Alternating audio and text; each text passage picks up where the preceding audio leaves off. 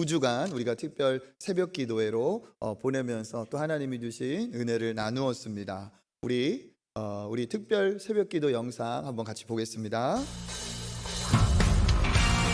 2026 신년 특별 새벽 기도회. 이렇게 기도하라. 차가운 새벽 공기를 뚫고 초청교회의 2026년이 뜨겁게 시작됐습니다. 지난 2주간 우리는 이렇게 기도하라는 말씀 앞에 멈춰섰습니다. 박중원 담임 목사님이 전해주신 주기도문의 깊은 울림은 우리의 기도가 나를 넘어 하나님의 나라로 향하게 했습니다. 이른 아침 부모님의 손을 잡고 눈을 비비며 나온 아이들부터 백발의 어르신까지 400여 명의 성도들은 주님 나라 임하게 하소서라는 10개의 스티커를 소중히 모으며 우리 마음속에 하나님 나라를 차곡차곡 쌓았습니다. 뜨거운 찬양으로 새벽을 깨우고 공동 기도문을 함께 읽으며 한마음이 되어 기도했습니다. 그리고 교구와 부서에서 나눈 진솔한 기도 제목들은 서로를 잇는 사랑의 띠가 됐습니다. 특별히 정성껏 준비된 아침 식사는 영과 육을 모두 든든하게 채워주는 따뜻한 위로였습니다. 이제 우리가 드린 착한 헌금은 캠퍼스 복음화를 위한 귀한 마중물이 될 것입니다. 새벽에 부어주신 놀라운 은혜를 기억하며 삶의 모든 자리에서 하나님의 나라를 세워가는 초청교회가 되길 소망합니다.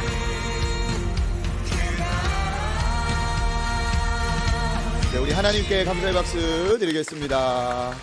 예, 여기에도 많은 분들이 참여하셨는데 또 기도하신 만큼 큰 은혜가 있기를 주님의 이름으로 축복합니다. 또 여러 가지 상황상 참여하지 못하신 분들도 다음 기회에 또 은혜의 자리에 동참하시면 좋겠습니다. 또 우리가 교회 설립 우리가 맞아서 이웃에게 사랑을 나누는 우리 사랑의 쌀, 사랑의 선물이 있었는데 이번에는 더 업그레이드가 돼가지고 사랑의 희망 상자로 해서 주변에 아름다운 사랑을 전하였습니다. 그 현장도 같이 한번 보겠습니다.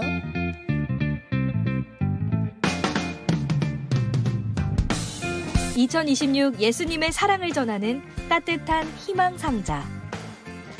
해마다 찾아오는 겨울이지만 올해 초청교회의 온도는 조금 더 따뜻했습니다. 그동안 이웃을 섬겼던 사랑의 쌀 나눔이 올해는 기아대책과 함께하는 따뜻한 희망 상자로 더 크고 풍성하게 확장됐습니다.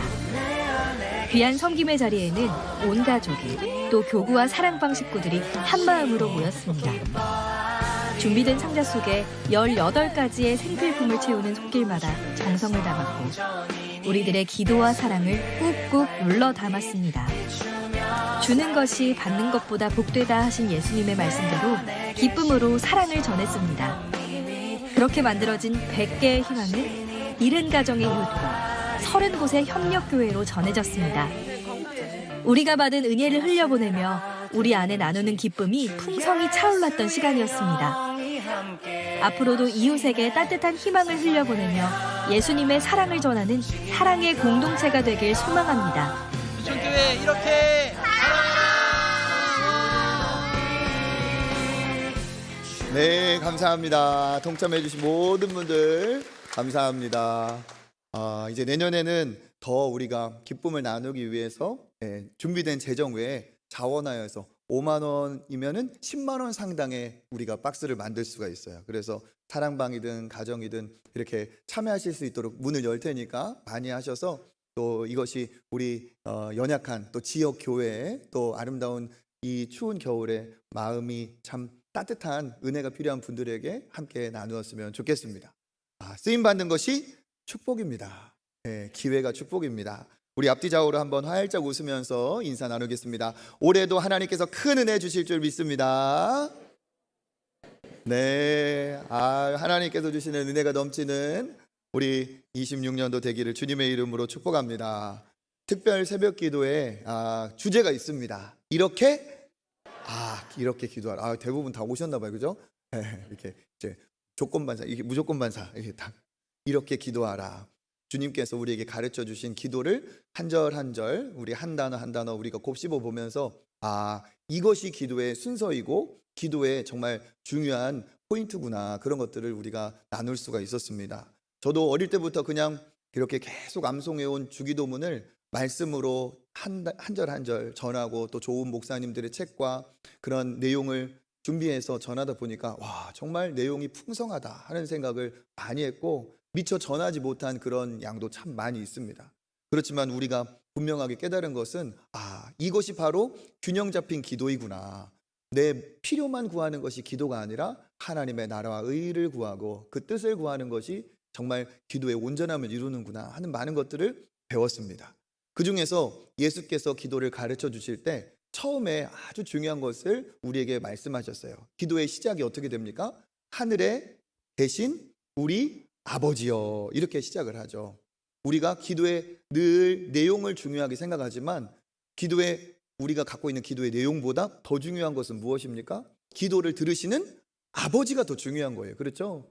그 아버지가 나의 아빠, 아버지 되시는 게 이게 중요하고 그 아버지께 자녀로서 우리가 그 관계 안에서 기도한다는 것이 이게 큰 축복인 줄 믿습니다.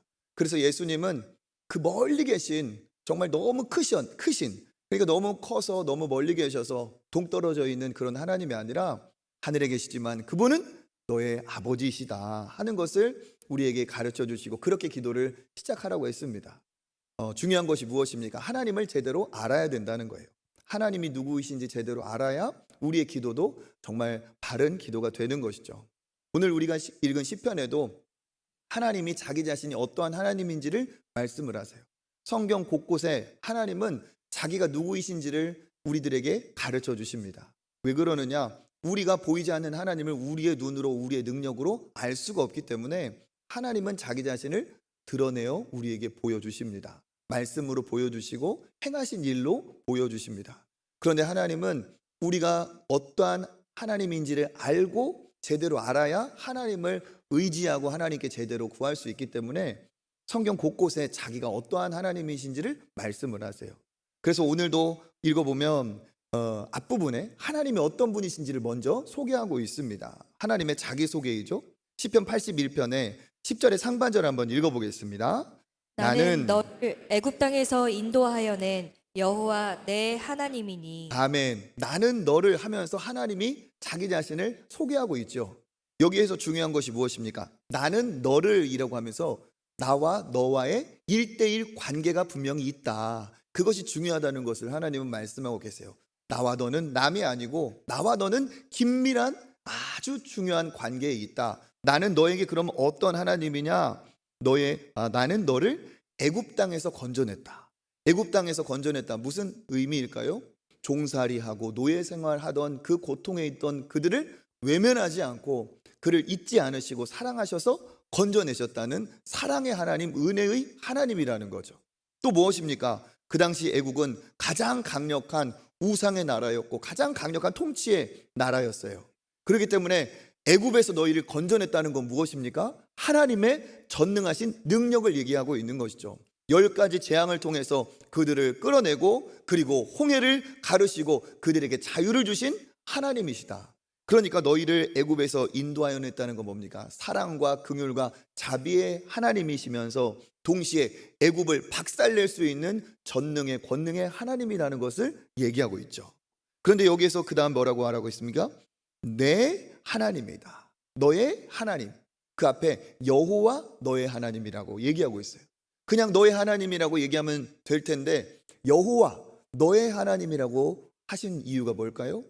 하나님은 자기 자신을 말씀하실 때 이스라엘 백성과 자기 사이에 그 언약적인 관계, 영원한 약속을 맺은 그 관계를 얘기하실 때 하나님은 자기 자신을 여호와라는 이름으로 드러내시기를 즐겨하셨어요.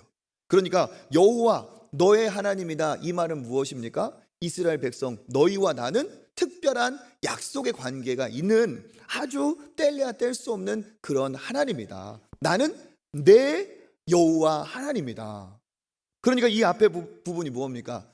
얼마나 하나님이 우리를 사랑하시는지, 백성을 귀하게 여기시는지, 그리고 그의 전능하심이 얼마나 대단한지가 이 앞에 소개가 되어 있어요. 그러면서 하나님은 자기 자신을 이렇게 소개한 이유, 그리고 너희들을 이렇게 긍휼하게 아주 사랑으로 여긴다는 것을 말씀하신 이유가 뭘까요? 그는 우리를 저주의 길이 아닌 복의 길로 인도하기를 원하시는 줄 믿습니다. 우리를 하나님께서는 복을 주시기를 원하십니다. 내가 너를 이렇게 사랑하고 너에게 모든 그런 복을 내릴 수 있는 전능함이 있기 때문에 나는 너희를 축복하기를 원한다. 이게 하나님의 마음이에요. 그렇기 때문에 상반절에 너의 하나님이니 하면서 그 다음 부분이 우리에게 하고 싶은 말씀이죠. 우리 하반절 읽어보겠습니다.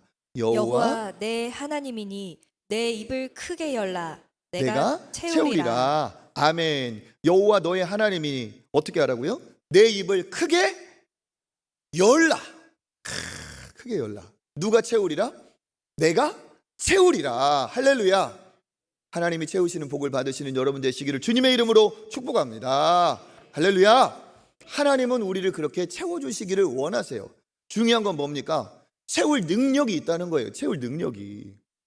입을 크게 열어라. 무슨 말일까요? 하나님 앞에 구하고 싶은 것, 원하는 것 생각하지 말고 가리지 말고 하나님께 구하라는 거예요.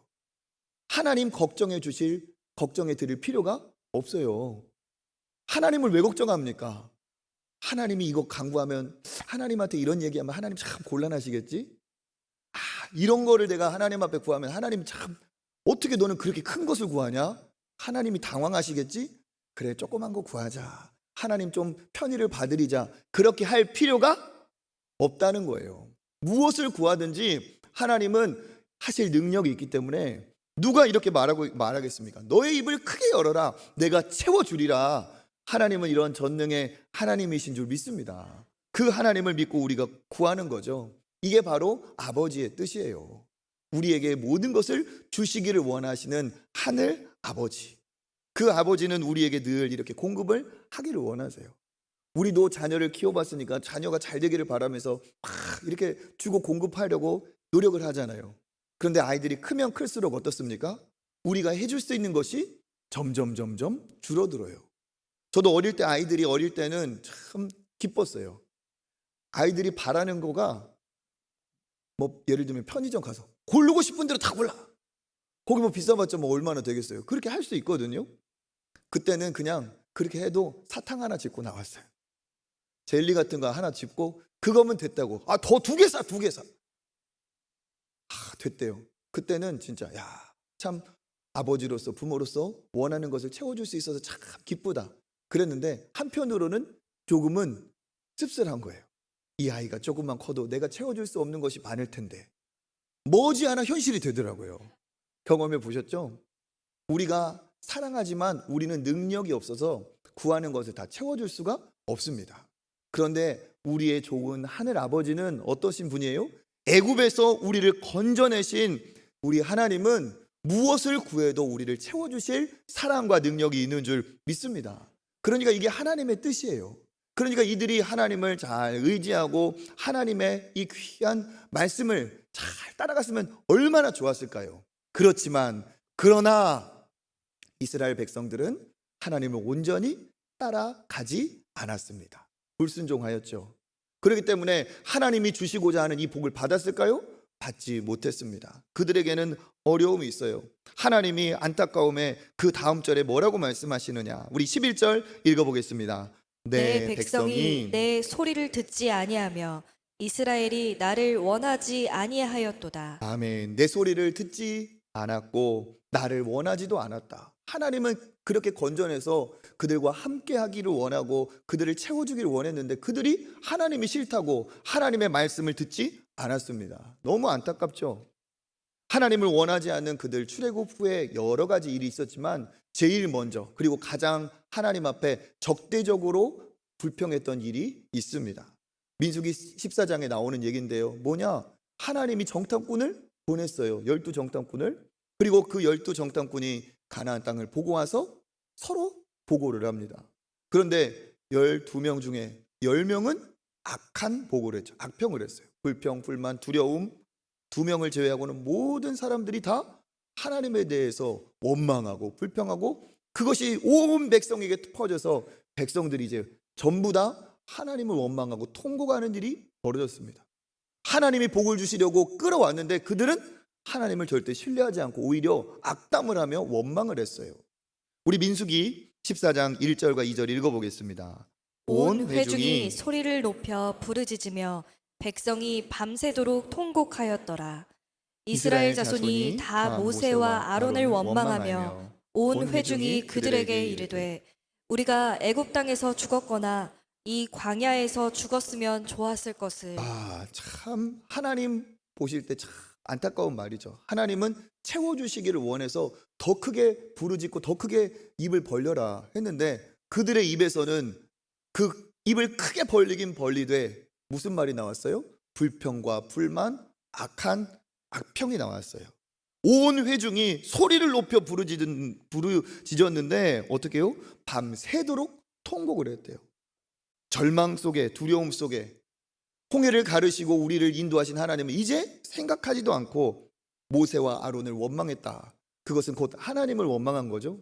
그러면서 뭐 어떻게 합니까? 차라리 애굽에서 죽었든지 광야에서 차라리 그들에게 죽었든지 죽는 것이 더 나았다 하면서 이성을 잃어버리니까 어떻게 됩니까? 그냥 하지 말아야 될 소리까지 다 불평의 소리를 높이는 겁니다. 하나님은 그들을 구원하셔서 입을 크게 벌리고 그들에게 채워주시려고 했지만 그들은 받을 능력, 자격이 없었습니다. 그러면 하나님은 그들에게 어떻게 채워주시려고 했는지 거기에도 나와 있어요. 우리 14절 읽어보겠습니다.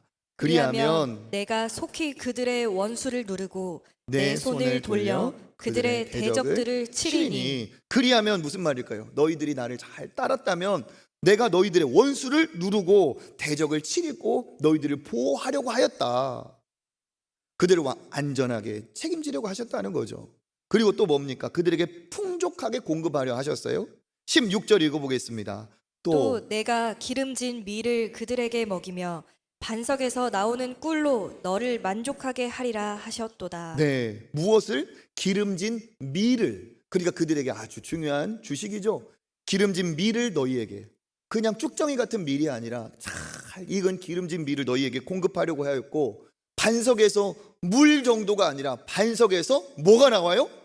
꿀이 터져 나오도록 너희들을 만족하게 하려고 하였다. 이게 하나님의 진심이라는 거예요. 그런데 그들은 하나님을 신뢰하지 못하고 하나님 아닌 다른 것에 불평과 불만하며 악평을 하였죠. 여기에서 우리가 기억해야 될 것이 있습니다. 무엇입니까? 하나님이 어떤 분이신지를 우리는 정확히 알아야 됩니다. 과거에 내가 어떻게 살았는가는 중요하지 않아요. 하나님을 만난 순간부터는 그 하나님을 의지하며 가는 것이, 이것이 진짜 믿음의 사람의 아름다운 바른 태도인 줄 믿습니다. 하나님은 어떤 하나님이냐? 오늘도 우리에게 말씀하십니다. 네가 입을 크게 열어라. 복받을 입을 크게 열어라. 그러면 너희를 채워주시리라. 시간과 공간을 뛰어넘어 동일하신 하나님이신 줄 믿습니다. 그래서 우리가 기억해야 될 것이 무엇입니까? 하나님은 채워주실 수 있는 능력의 하나님이라는 거예요. 우리가 기억해야 될 게 뭡니까? 창세기, 딱 성경을 읽을 때 제일 먼저 나오는 창세기 1장 1절, 하나님이 우리에게 무엇부터 말씀하세요? 태초에 하나님이 천지를 창조하시니라. 다시 한번 시작. 태초에 하나님이 천지를 창조하시니라. 아멘. 왜 성경 첫머리, 첫 문장이 창조에 대한 하나님의 선포일까요? 이것이 신앙인에게 가장 기본적인 믿음이고 하나님에 대한 자기 소개라는 거예요. 하나님은 어떤 하나님이냐? 그냥 머리로만 아는 하나님이 아니라 진짜 살아계셔서 천지 만물을 만드시고 지금도 운행하시는 살아계신 전능의 하나님이신 줄 믿습니다. 그냥 어릴 때부터 익숙하게 젖어들어서 이렇게 전능하신 하나님인데도 전능이 아닌 불능한 하나님으로 여길 수가 있어요. 근데 그게 아니죠. 우리의 삶이 아무리 힘들고 어렵다 할지라도 그럼에도 불구하고 하나님은 전능하시다. 이것을 믿는 것이 신앙의 기본이고 출발이 되어야 될 줄 믿습니다. 하나님은 입을 열어라, 채우겠다, 못 채울 것이 없어요. 하나님은 불가능이 없습니다. 하나님은 불가능이 불가능하신 분이에요. 네. 하나님은 불가능이 없어요. 그러니까 어떻게 하십니까? 그 전능의 하나님이 이스라엘 백성을 이끌 때 그들이 어떻게 바다가 쩍 갈라질 줄 알았어요? 죽을 거라고 생각했어요. 뒤에는 군대가 몰려오고 앞에는 바다가 막혀 있으니까 자기는 저들에게 죽거나 아니면 이제 이 바다에 빠져 죽을 거라고 생각했어요. 그런데 하나님이 모세를 통해 말씀하시잖아요. 그죠? 너희는 가만히 있어. 내가 하나님 됨을 알게 될 것이다. 내가 이루는 구원을 너희들은 그냥 보라. 어떻게 하셨습니까? 모세가 손을 들 때 홍해가 쫙 갈라지고 그들은 그곳을 지날 수 있었어요. 어떤 사람이 이것을 상상하고 시뮬레이션하고 기대라도 해봤겠습니까? 전혀 없는 옵션이에요. 그런데 하나님은 전능의 창조의 하나님이기 때문에 없는 길도 생기고 없는 대안도 없던 해답도 하나님께서는 분명히 이루시는 줄 믿습니다. 하나님이 주시는 이 놀라운 창조의 능력, 하나님이 가지신 전능의 능력은 어떻게 우리를 향해 다 하나님께서 주시기를 원하세요. 예수님께서 오병이어의 기적을 일으키실 때 작은 아이가 먹을 만큼의 그 적은 양의 도시락을 가지고 어떻게 하셨어요? 몇천 명? 5천 명. 그것도 남자만 해도 5천 명의 사람들을 먹이고도 남았어요. 하나님은 딱 개수에 맞춰가지고 몇 명이야 지금? 애누리 없이 100명이면 100명치, 1000명이면 1000명. 그게 아니죠.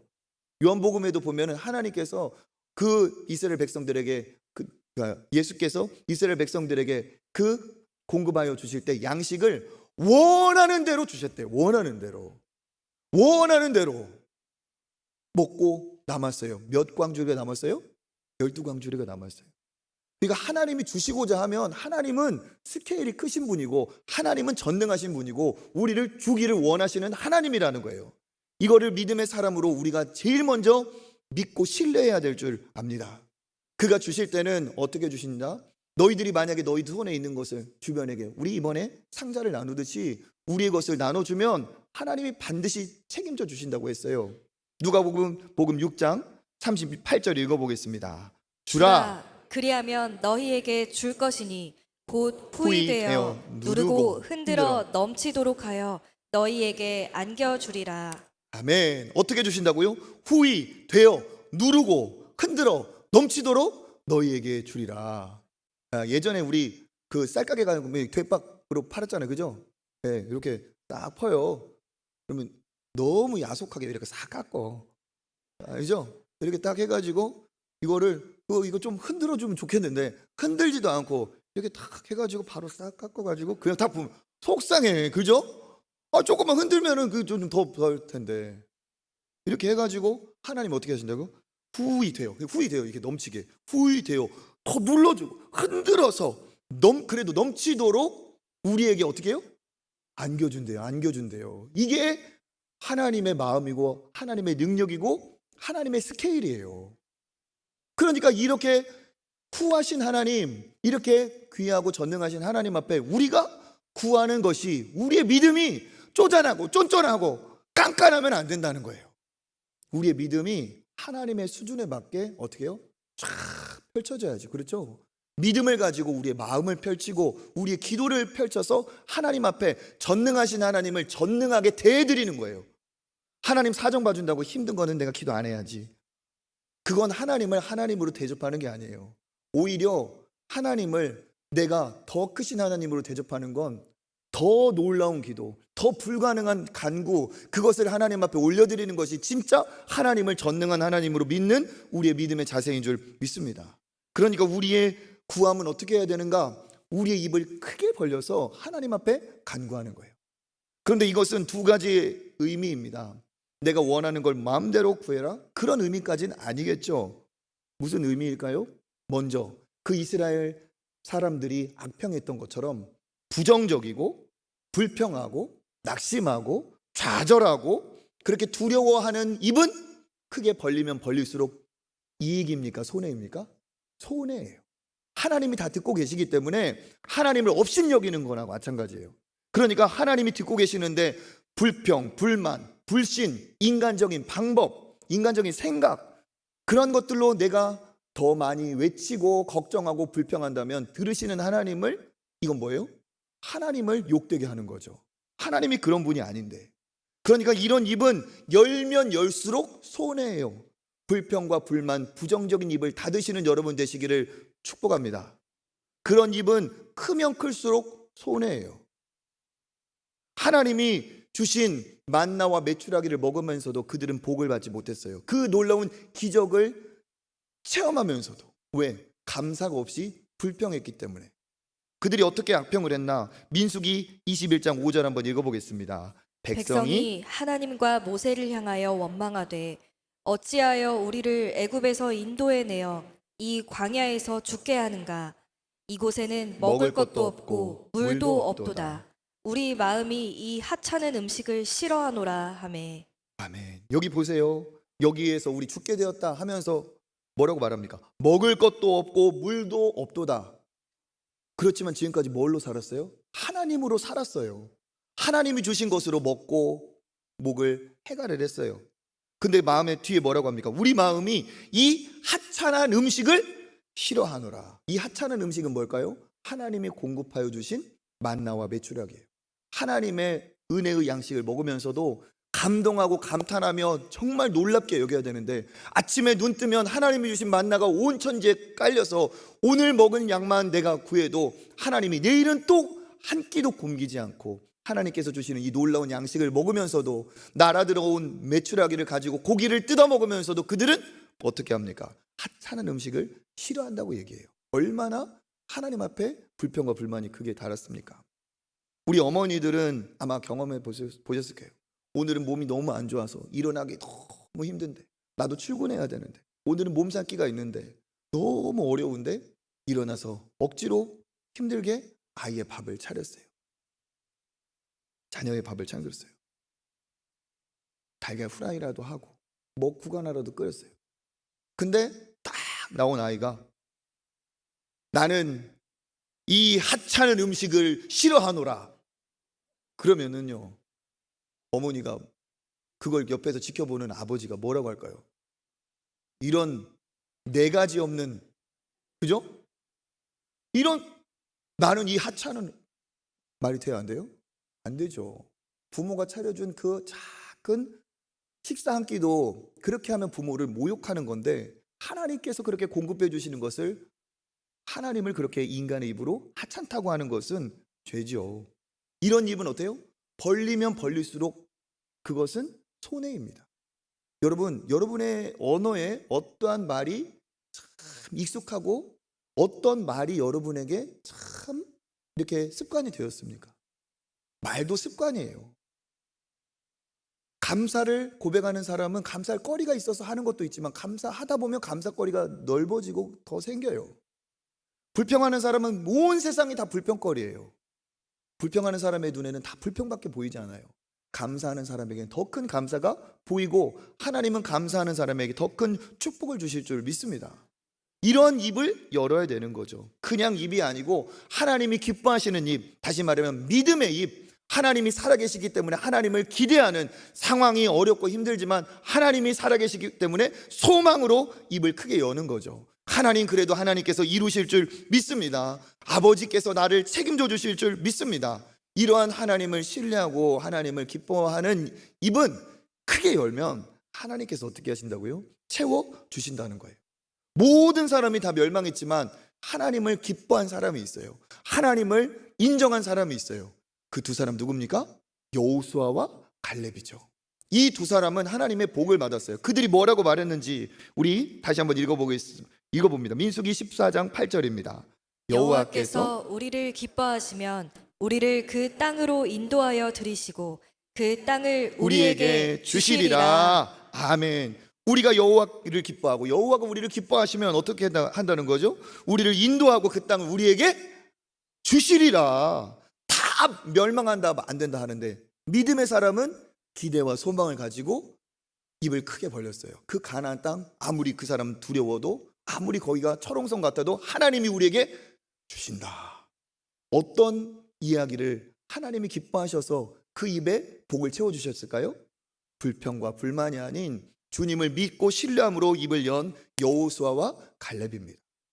그러니까 우리도 믿음의 길을 들어설 때 하나님의 백성으로서의 마인드를 가져야지, 노예, 종된 그런 근성은 빨리 버려야 돼요. 노예, 종된 근성의 특징이 뭡니까? 생존이에요. 생존. 살아남기만 하면 돼. 죽지만 않으면 돼. 오늘 한 대 덜 맞으면 돼요. 오늘 하루 배부르면 끝나. 거짓말을 해도 상관없고 수단과 방법을 다 동원해도 오늘 하루 살면 돼요. 현상 유지만 하면 돼. 주인의 일인데 내가 더 잘할 필요도 없어. 혼나지만 않을 현상 유지. 이게 뭡니까? 노예의 마인드고 종의 마인드예요. 그러니까 어떻게 해요? 늘 불평과 불만만 하죠. 그건 하나님이 기뻐하시는 마인드가 아닙니다.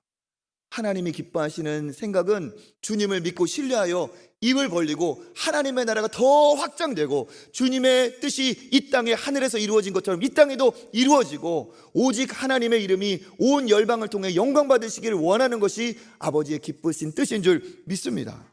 그러니까 중요한 게 무엇입니까? 아버지의 능력과 아버지의 분량이 중요한 게 아니고 우리가 받을 수 있는 나의 그릇, 나의 사이즈가 중요하다는 거예요. 내가 받을 수 있는 수준이 될 때 하나님께서 채워주시는 거죠. 그러면 뭡니까? 나의 수준을 빨리 하나님의 수준까지 넓히고 높여야 됩니다. 중요한 것은 내가 뭔가를 원하는 것이냐 이거보다 내가 받을 수 있는 능력이, 자격이 내게 있느냐가 이게 더 중요하다는 거죠.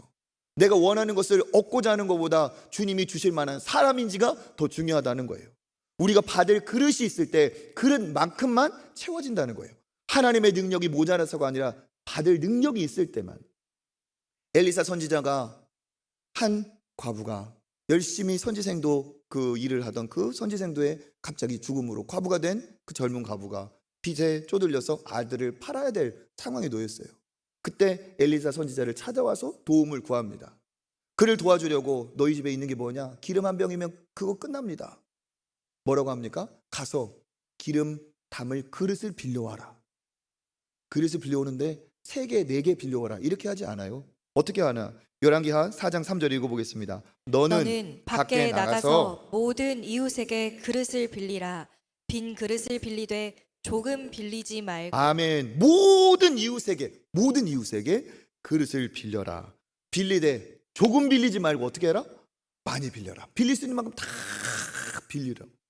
그런데 그 이후에 어떻습니까? 그 그릇에 그 기름병에서 나온 기름으로 채워져요. 빌려온 그릇 다 채울 수 있게 계속 솟아 나오는 게 이게 하나님의 은혜고 하나님의 뜻이고 하나님의 능력이에요.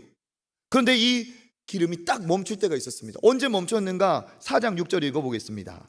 여인이 아들에게 이르되 또 그릇을 4개로 가져오라 하니 그릇이 없나이다 하니 기름이 곧 그쳤더라. 아멘. 언제 그쳤다고요?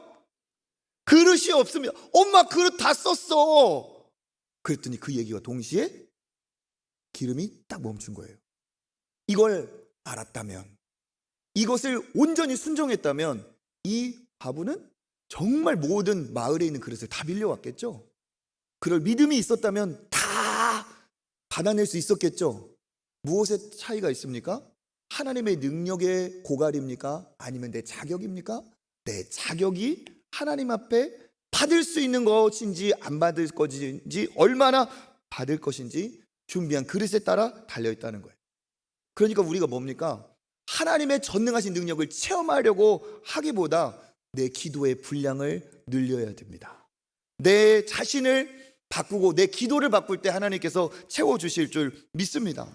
하나님을 어떻게든 설득하고 잡아당겨서 내가 원하는 것을 이끌어내려고 하는 것보다 하나님의 크심을 인정하며 내가 하나님 앞에 더 크게 기도하는 거예요. 내가 아무리 크게 기도해도 하나님이 당황하지를 않으세요. 아무리 큰 것을 기도해도 어떻습니까?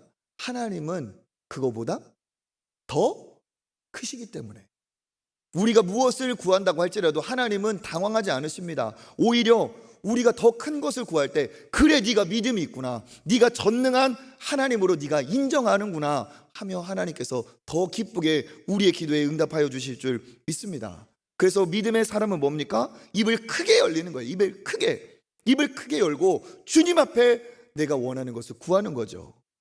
너는 내게 부르짖으라. 예레미야 33장 3절 읽어보겠습니다. 너는 내게 부르짖으라. 내가 내게 응답하겠고 내가 알지 못하는 크고 은밀한 일을 내게 보이리라. 아멘. 여기 내게 부르짖으라는 것도 뭡니까? 주님 앞에 외치라는 거죠. 내 필요를, 내 마음을 하나님 앞에 구하라는 겁니다. 그러면 하나님이 응답하는데 내 수준으로 응답하신다고 하지 않았어요. 어떤 수준으로? 네가 알지 못하는 크고 비밀한 것으로 응답하리라. 이게 하나님의 뜻이고 하나님의 수준이에요. 그러니까 우리가 진짜 바람직한 기도, 진짜 제대로 된 기도, 하나님의 크신 응답을 받으려면 문제에서 기도가 출발되면 안 돼요. 무슨 말이냐? 기도는 내 문제에서 출발할 수 있죠. 물론 동기는 되겠지만 문제만 갖고 기도하면 그 기도는 절대로 커지지 못해요. 어떻게? 크신 하나님을 먼저 대면해야 돼요. 크신 하나님을 먼저 예배를 통해, 찬양을 통해, 말씀을 통해 살아계신 하나님을 내가 맛보고 그의 살아계심을 내가 인정하는, 하나님의 임재를 경험하는, 하나님의 대면하는 시간이 나에게 필요하다는 거예요. 그럼 어떻습니까? 내가 문제가 그렇게 산더미 같던 내 짊어진 짐이 크신 하나님을 만나고 하나님을 대면하며 그 크신 하나님의 뜻 안에서, 그리고 그 크신 하나님의 존재 안에서 내가 숨이 쉬어지는 거예요. 하나님이 살아계시구나, 하나님 전능하신 하나님 맞구나. 그리고 그 자리에서 주시는 평안과 기쁨과 감사, 그 안에서 어떻게 되죠? 내 마음에 가득 차있던 걱정과 근심이 점점 작아지고 사라져요. 그리고 내 마음에는 평안과 감사가 찾아오고 오히려 이 문제를 통해서 새로운 일을 행하실 아버지 하나님을 기대하는 마음이 샘솟습니다. 그러니까 중요한 기도의 방법은 뭐냐? 문제만 계속 붙들고 이것 좀 어떻게 해주세요, 이게 아니고 문제가 크면 클수록 더 크신 하나님을 주목해야 돼요. 문제보다 더 크신 하나님, 살아계신 하나님, 지금도 역사하시면 오늘 하루에도 모든 일을 행하실 그 하나님을 더 주목해야 돼요.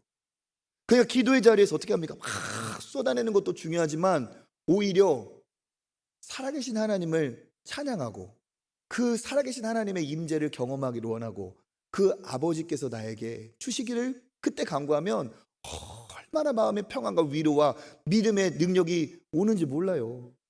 좋으신 하나님, 좋으신 하나님, 참 좋으신 나의 하나님, 우리의 기도를 응답해 주시는 참 좋으신 나의 하나님. 이 찬양 한 구절만 읊조리고 기도해도, 이 마음 한 구절만 내 마음에 담고 기도해도 그 기도가 달라지는 거죠. 왜? 하나님을 대면할 때 진정한 우리의 기도의 능력이 거기에서 나오는 줄 믿습니다. 그러니까 기도가 생활이 된 사람, 정말 기도의 사람은 믿음의 사이즈가 커요. 그러다 보니까 그런 사람들을 만나면 정말 순수합니다. 하나님을 온전히 신뢰하고 온전히 하나님을 믿기 때문에 그런 사람들과 얘기하면 꼭 어린아이와 같아요. 나이를 떠나서 하나님을 마치 순수한 어린아이처럼 믿기 때문에 나이를 초월한 순수함이 있어요. 그런데 그것은 단지 순수함이라고만 말할 수가 없죠. 뭡니까? 전능하신 하나님을 대면하다 보니 그에게 있던 걱정과 근심이 사라지고 살아계신 하나님을 늘 자주 대면하다 보니 그의 믿음의 사이즈가 커진 거예요. 하나님 앞에 그가 확신이 생긴 거죠. 주님은 살아계시고 우리의 기도에 응답하시는 살아계신 하나님이다. 믿음의 사람의 공통점이에요. 믿음의 사람은 기도할수록 걱정과 근심이 떠나고 하나님 앞에 기도할수록 우리의 믿음이 담대해지기 때문에 그렇습니다. 저도 그래서 기도하는 분들을 많이 뵀어요. 그런 분들이 참 대단해요. 제가 존경하는 이제 부산에 사역했던 교회 담임 목사님이 올해 은퇴하세요. 70세, 많은 70세가 돼서 은퇴하세요. 그래가지고 이제 제가 새해가 됐고 해서 안부차 연락도 드리고 또 소식도 들었어요. 그 목사님을 이제 수행하고 옆에서 잘 보조하는 목사님하고 얘기했어요. 목사님 잘 지내시지? 어떻게 지내시냐고 물어보면서 마지막 해인데 어떻게 보내시는지 모르겠다. 그랬더니 새해 시작할 때 이렇게 얘기했대요. 올해가 내 정기적 사역의 70세 마지막 사역이다. 올해 끝을 보자고 했대요. 제가 그 얘기를 듣고 야, 대단하시다. 역시 기도하는 분은 다르다. 말씀으로 살아가는 분은 다르다. 몇 살만 돼도 아이고 이제 나 할 만큼 했는데 좀 편하게 가보자. 전혀 그럴 마음이 없어요. 마지막 해라고 거의 결승점에서 막 뛰어가는 사람처럼 요즘 목사님 더 바쁩니다. 이게 뭐예요? 주님을 대면하고 천국이 가까워오고 결승점이 가까워옴을 진짜 직감하는 사람의 삶의 모습이 바로 이런 거예요. 여러분 보세요. 모세가 몇 살에 부름받았어요? 80세에 부름받았어요. 그때 뭐라고 합니까? 살 만큼 살았습니다. 저 아무것도 못합니다. 보낼 만한 사람을 보내주십시오. 그가 이렇게 했어요. 그런데 그로부터 40년을 더 쓰임 받았죠. 120살이 됐어요. 40년 동안은 이제 주님과 동행하는 대면의 시간이었어요. 그리고 120세가 되었을 때 가나안 땅이 이제 눈앞에 보이는 지경까지 왔습니다. 그때 모세가 뭐라고 말했을까요? 하나님, 죽지 못해 여기까지 왔습니다. 죽여주이소! 이랬을까요? 아니에요. 모세는 그때 80세는 못한다고 했던 모세가 120살에는 재밌어요. 하나님, 저를 조금 더 써주십시오. 하나님, 이 요단강 건너가서 저기까지는 내가 백성을 인도하고 싶습니다. 조금 더 저를 써주십시오. 신명기 3장 25절 읽어보겠습니다. 구하옵나니 나를 건너가게 하사 요단 저쪽에 있는 아름다운 땅 아름다운 산과 레바논을 보게 하옵소서. 아멘. 무슨 얘기예요? 구하옵나니 기도한 거죠. 뭐라고 말합니까? 나를 건너가게 하사. 이건 뭡니까? 백성들의 리더로 지도자로서 조금만 더 나를 사용해 달라. 내가 조금 더 주님 앞에 쓰임 받고 싶다는 얘기예요.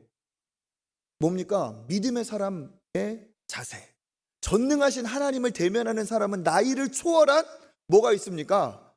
하나님 앞에 능력과 담대함과 그만큼의 하나님 앞에 열정이 식지를 않아요. 진정한 믿음의 사람은 그러니까 늙어 죽는 게 아니고요, 사명이 끝나서 하나님이 데려가시는 거예요. 여기 지금 우리도 은퇴라고 하지만 은퇴했다고 해서 여기 계신 분들, 또 은퇴하신 우리 귀한 장로님, 권사님, 안수 집사님, 끝났다고 생각하지 마세요. 하나님이 또 다른 은혜와 하나님께서 또 다른 사명의 길로 인도하여 주실 줄 믿습니다. 저는 못합니다 하면은 그냥 뒷방으로 가는 거예요. 그렇지만 나도 하나님 앞에 쓰임받을 수 있다. 내가 무엇을 할까? 첫 번째 뭡니까? 기도의 자리를 지켜주시고 또 내가 할 수 있는 것에 하나님께서 은혜를 베풀어 주세요. 그런 하나님 앞에 살아있는 믿음, 그러니까 주님 앞에 늘 주님을 대면하는 사람은 가슴이 늘 뛰게 되어 있어요. 청년과 같은 가슴, 그 뛰는 가슴으로 하나님께 맞는 기도를 하죠. 내 수준의 기도가 아니라 하나님 수준의 기도. 그러니까 그의 기도에서는 불평과 불만을 찾아볼 수가 없습니다. 그에게는 소극적이나 두려움이나 그런 것을 찾아볼 수가 없어요. 늘 주님을 대면하기 때문에 입이 활짝 열려 있고, 하나님은 하실 수 있습니다. 하나님은 전능하십니다. 하나님이 나를 통해서도, 우리 교회를 통해서도, 우리 나라를 통해서도 일하기를 원합니다. 그런 기도를 할 수가 있는 것이죠. 그런 은혜가 여러분에게 있기를 바랍니다. 그래서 여러분, 우리가 주님을 대면하면 어떻게 돼요? 창의적인 기도를 해요. 창의적인 기도. 사람들은 하지 않는 기도. 여호수아가 하나님 앞에 전쟁터에 나가서 기도를 합니다. 기도하는데 이게 해가 지는 거예요. 그러니까 여호수아가 하나님 앞에 기도합니다. 어떻게 기도해요? 해야! 달아! 해와 달이 멈추게 기도를 하죠. 우리 여호수아 10장 12절 한번 읽어보겠습니다. 여호수아가 여호와께 아뢰어 이스라엘의 목전에서 이르되 태양아 너는 기브온 위에 머무르라. 달아 너도 아얄론 골짜기에서 그리할지어다. 아멘. 어떻게 합니까? 여호수아가, 이거 뭐예요? 기도죠. 여호수아가 여호와께 아뢰어 이르되, 이 기도예요. 그냥 맨정신으로 해와 달에게 명령을 한 게 아니고 하나님께 말씀하여 하나님이 그 명령을 지켜주시기를 원한 거예요. 해와 달이 이게 찌고 있을 때 해야 달아 멈추라 할 때 그 옆에 만약에 믿음 없는 사람이 봤다면 뭐라고 말할 거예요? 사람이 지금 그죠? 도레미 쳤나? 이거 왜 이래? 분명히 그럴 거예요. 그런데 하나님이 어떻게 하셨어요? 그 기도에 응답하셨어요. 여호수아는 믿음이 있었어요. 무슨 믿음? 태초에 하나님이 천지를 창조하셨는데 해와 달도 하나님이 만드셨고 하나님 손 안에 있는데, 지금 하나님의 뜻이 이루어지기 위해서는 저것도 멈춰야 되고 멈추게 하실 수 있다. 안 믿는 사람이 보면 황당하죠. 황당해. 그런데 이게 진짜 믿음이라는 거예요. 진짜 믿음은 제한이 없고 진짜 믿음은 한계를 초월합니다. 하나님이 원하시는 사람은 그래서 가슴이 뛰고, 하나님이 기뻐하시는 기도는 입이 크게 벌려진 기도. 그래서 이런 것들을 보면 저는 참 그렇습니다. 우리가 기도할 때 어떻게 기도할까? 너무 소소하게 기도하지 말자. 어떻게? 하나님을 인정하고 하나님 수준에 맞는 기도를 하자. 기도를 제한하지 말자. 저는 압도적이라는 단어를 좋아합니다. 압도적인. 그냥 일상적인 기도가 아니라 믿음을 가지고 생각하지도 못한 그런 압도적인 기도를 하는 여러분 되시기를 축복합니다. 어떻게 저런 기도를 하지? 어떻게 저런 생각을 하지? 어떻게 하나님께 저런 간구를 할 수 있지? 하나님이 무한하시고 하나님이 살아계시다는 것을 인정하면 제한할 것이 없어요. 압도적인 기도. 할렐루야. 저는 하나님 앞에 기도합니다. 압도적인 기도. 그리고 저는 하나님 앞에 기도합니다. 우리 초청교회가 이 지역에서 압도적인 선한 영향력을 비추게 하여 주십시오. 그냥 소소한 게 압도적인. 제가 얼마 전에도 들었어요. 호성동에 초청교회라는 좋은 교회가 있다고 들었습니다. 호성동에는 초청교회가 최고입니다. 그 얘기를 들을 때 정말 감사합니다 그랬지만 솔직히 말해서 간에 기별도 안 갔어요. 호성동에서 좋은 교회, 더 좋은 교회가 많이 있어야죠. 그런데 압도적인 기도, 압도적인 교회. 아이고 너무 최소 이 지역에서, 제가 말하는 지역은 전라 남북도를 합친 겁니다. 최소 이 지역에서 그 지역에는 그 교회가 버티고 있다. 영적인 큰 맏형 노릇을 하고 있고 거점의 교회가 거기 있다. 이 정도는 돼야. 이게 하나님이 우리에게 주시는 입을 크게 열고 주님 앞에 구하는 것이 아닐까요? 하나님께서 우리의 기도를 바꾸기를 원하십니다. 그냥 겨우 주님 먹고 살게 좀 해주세요. 안 죽으면 됩니다. 현상 유지만 좀 해주세요. 근근이라도 좀 오래 좀 가게 해주세요. 이게 하나님이 기뻐하시는 믿음의 기도가 아니라는 거예요. 나만 먹고 그냥 겨우 현상 유지만 하는 기도가 아니라 하나님, 제가 먹고 옆에 있는 자들에게도 나누고 먹일 수 있는 사람이 되게 해주세요. 한 명치 내가 먹고 끝나는 게 아니라 이 한 명치가 5,000명 분이 된 것처럼 내가 10,000명을 먹이고 5,000명을 먹이는 사람이 되게 해주세요. 이게 하나님께서 우리에게 기뻐하시는 기도인 줄 믿습니다. 입을 크게 열려야지. 입을 크게 열어서 하나님 앞에 스케일이 있는 기도를 하세요. 뒷동산에 올라갈 사람과 에베레스트 산에 올라갈 사람은 첫걸음부터 달라요. 준비부터 달라요. 복장부터, 그의 등산 기구부터 달라요. 네.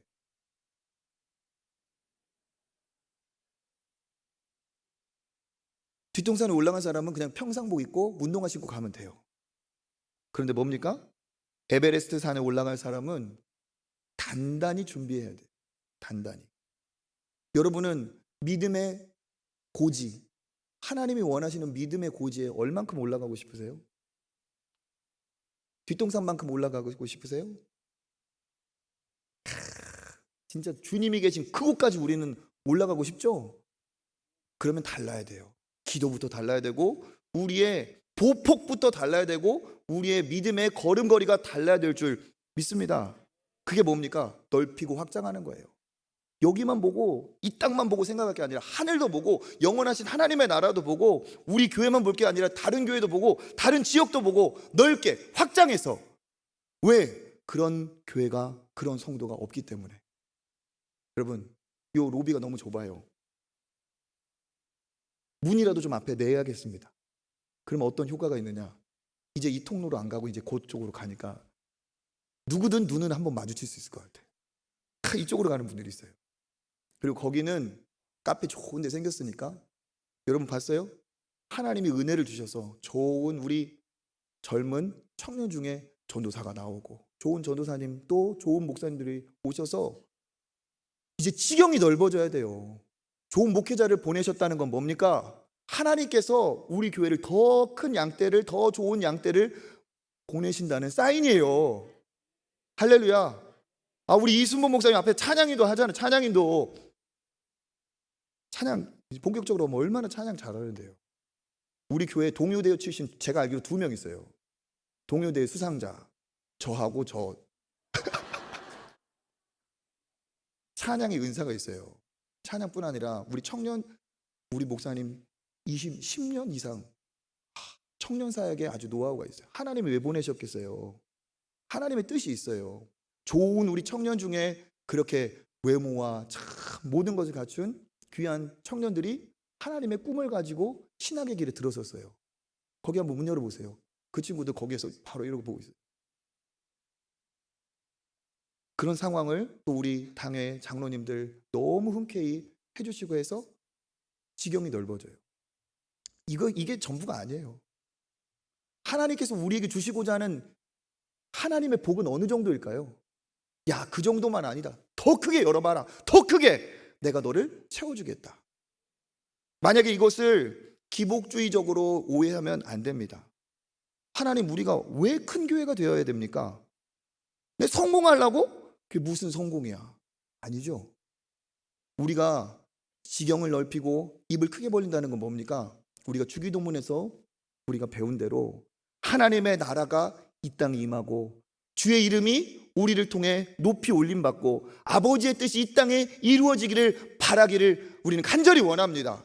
하나님, 우리 초청교회를 통해서 하나님의 나라가 우리 가정과 우리 성도와 우리 성도들이 있는 모든 직장과 학교와 모든 곳에 하나님의 나라가 임하게 하여 주시옵소서. 이렇게 기도한다면 우리 교회 성도들은 더 많이 늘어나야 돼요. 하나님, 우리 초청교회를 통해서 나를 통해서 하늘에서 뜻이 이루어진 것처럼 땅에서도 하나님의 뜻이 나로 이루어지기를 원합니다. 나로 가나안 땅을 정복하였듯이 나로 우리 학교를 접수하게 하여 주시고 나로 가나안 땅을 접수하였듯이 나로 우리 직장을 접수하게 하여 주십시오. 내가 거기에 여호와의 깃발을 꽂기를 원합니다. 이러한 불타는 마음을 가진 학생, 그런 직장인, 그런 사람이 있다면 하나님이 야야야 꿈도 크다, 너 혼자 먹고만 살아라, 하나님 그러실까요? 절대 아니죠. 그래, 나는 너를 기다렸다. 나는 너 같은 직장인, 너 같은 부모, 너 같은 자녀를 기다렸다. 더 입을 크게 열어라. 내가 너를 더 채워주겠다. 하나님께서 그러지 않을까요? 하나님의 이름이 거룩히 여김을 받으시오며 그 기도의 제목처럼 하나님을 모르는 사람은 하나님을 우습게 여기고 하나님을 모르는 사람은 하나님을 찬양하지도 않아요. 그런데 뭡니까? 선교지가 되었던, 내 사역지가 되었던, 전도지가 되었던 거기에 나로 인해 예수 그리스도를 알고 거듭나서 그가 이제는 내가 예수가 그리스도이심을, 예수가 구원자이심을 나도 고백합니다. 그의 이름이 거룩히 여김을 받을 때 하나님은 기뻐 춤추실 줄 믿습니다. 그러한 성도 입을 크게 열어야 되지 않을까요? 우리가 왜 영향력을 갖자고 힘세자고? 절대 아닙니다. 우리의 이 36년의 기념 왜 합니까? 우리 초청교회가 왜 존재하는지를 깨달아야 돼요. 우리는 왜 존재합니까? 하나님의 나라를 위해 존재하고 하나님의 이름을 위해 존재하고 하나님의 뜻을 위해 존재하는 줄 믿습니다. 나로 우리 교회로 그런 일이 일어나야 되죠. 희망상자를 100개를 만들어서 보냈어요. 그러면요, 몇 개를 더 보내면 좋을까요?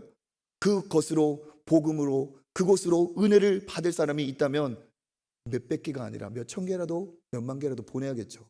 그런 교회가 되기를 원합니다. 그런 복을 여러분이 받으시기를 바랍니다. 하나님이 건강도 주시고 물질도 주셔서 내가 주신 건강으로 내게 주신 물질로 쓰임받고 싶다 하는 그런 뜨거운 열망이 여러분에게 있기를 간절히 원합니다. 주님, 그래서 저는 쓰임받고 싶습니다. 하나님의 나라를 위해 무엇 하나라도 제가 드리고 싶습니다 하면 하나님께서 왜 기뻐하지 않으실까요? 그런 일이 여러분에게 있기를 주님의 이름으로 축복합니다. 하나님은 지금도 찾고 계세요.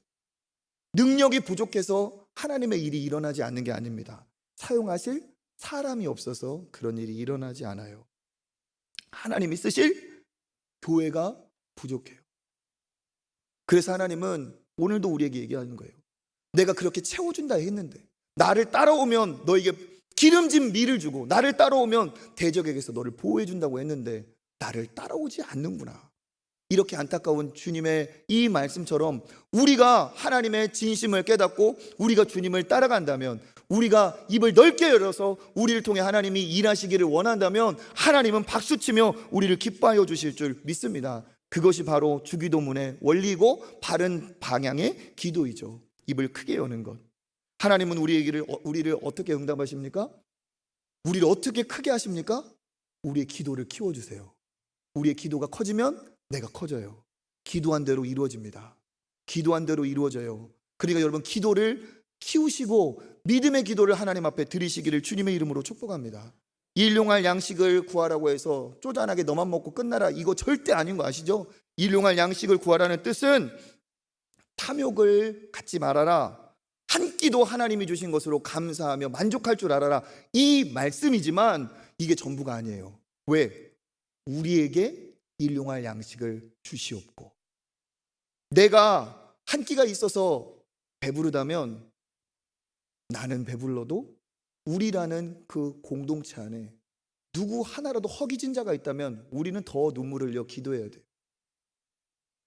우리만 배부르다고 해서 한 끼가 있어서 만족하는 게 아니라, 하나님, 나는 이렇게 한 끼가 아니라 10끼, 한 달, 1년, 평생 먹을 것이 있다고 해도 한 끼도 없는 그들이 있는데, 그 선교지, 그 북한 땅, 우리 교회 안에 누가 그렇게 한 끼의 눈물, 한 끼의 식사를 없어서 눈물 흘리는 사람이 있을 수도 있는데, 하나님, 저에게 은혜를 주시면 제가 그들에게 한 끼의 공급자가 되겠습니다.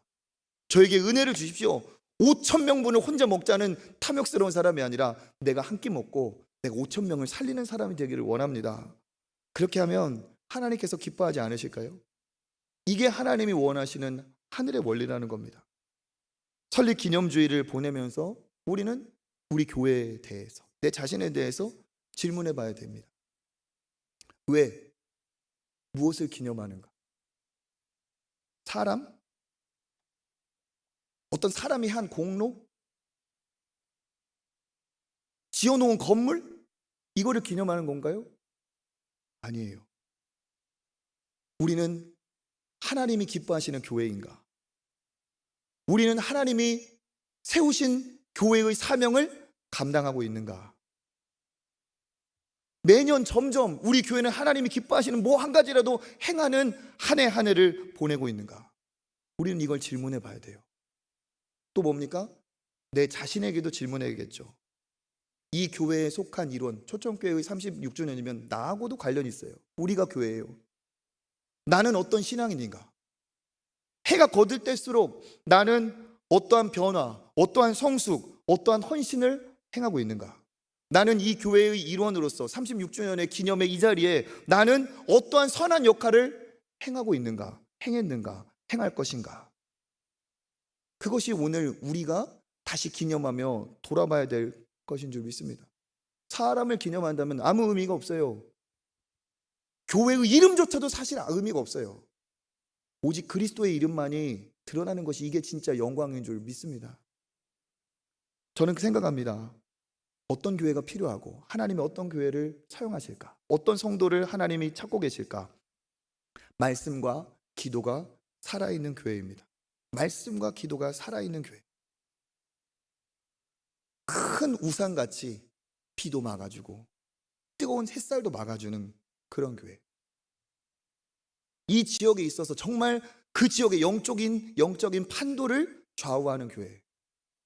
그런 교회가 있어야 되겠죠. 하나님은 지금도 찾고 계세요. 추수할 일꾼을 찾고 계십니다. 누가복음 10장 2절 읽어보겠습니다.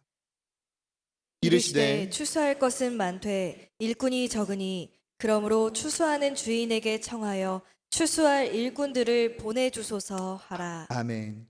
예수님이 이 말씀을 하실 때 저는 그렇게 생각해요. 눈에 눈물이 흐르면서 이 말씀을 하시지 않았을까? 절박하신 마음. 추수한 일꾼들이 추수할 것이 저러 많은데 일꾼이 없어서 다 저거를 추수를 못하는구나.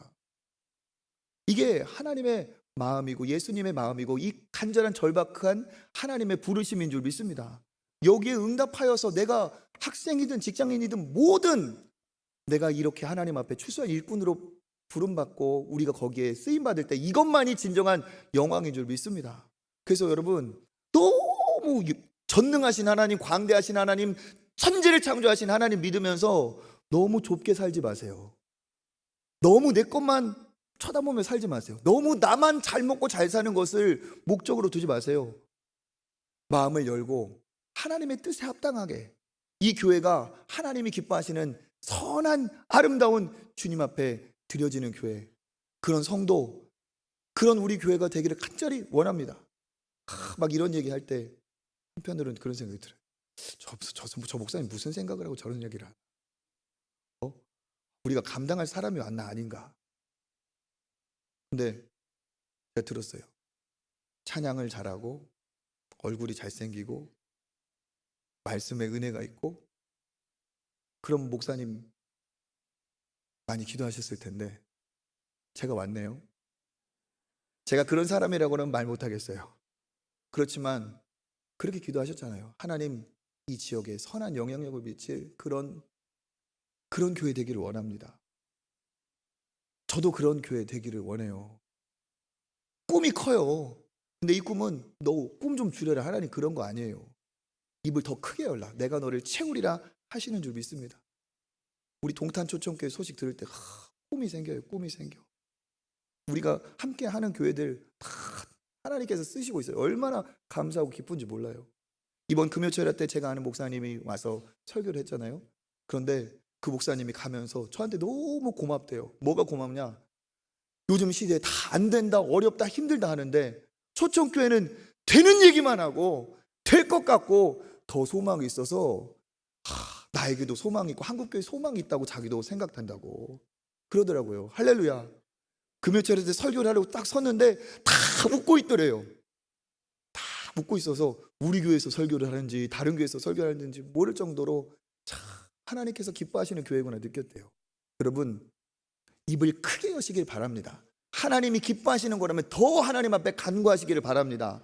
나 혼자만 잘 먹고 잘 사는 그런 수준의 기도가 아니라 내가 나누고 베풀고 주님 앞에 그렇게 쓰임받기를 원합니다 하는 입을 크게 벌려서 우리 이 지역에 정말 아름다운 하나님의 일을 이루는 저와 여러분 그리고 여러분의 삶이 되기를 주님의 이름으로 축복합니다.